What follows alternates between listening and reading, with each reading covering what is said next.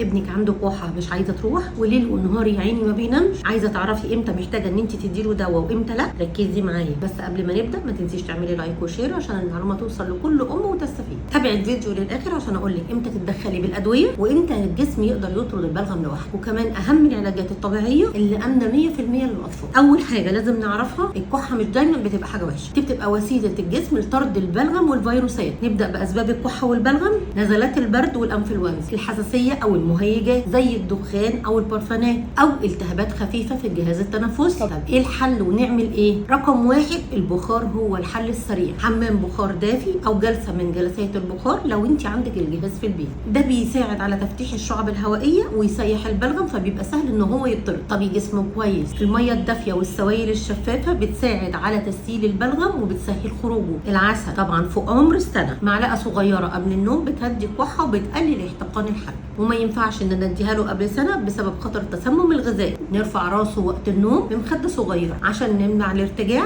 والبلغم، وكمان نقلل الكحه الليليه، وعشان يقدر ان هو يتنفس من مناخيره لو عنده نزله برد. ممنوع اي ادويه للكحه قبل سن 6 سنين الا باستشاره الطبيب. معظم الادويه دي ما بيبقى لهاش فاعليه حقيقيه وممكن تشوفي منها اعراض جانبيه كتير. لو الكحه قعدت اكتر من اسبوع او بقى في حراره عاليه او صفير في النفس لازم فورا تستشير الطبيب، لكن في معظم الحالات الجسم بيقدر يتصرف لو وفرتي له الحاجات الصح. قبل ما نقفل ما تنسيش تعملي لايك وشير عشان المعلومه توصل لكل ام وكل ام تستفيد.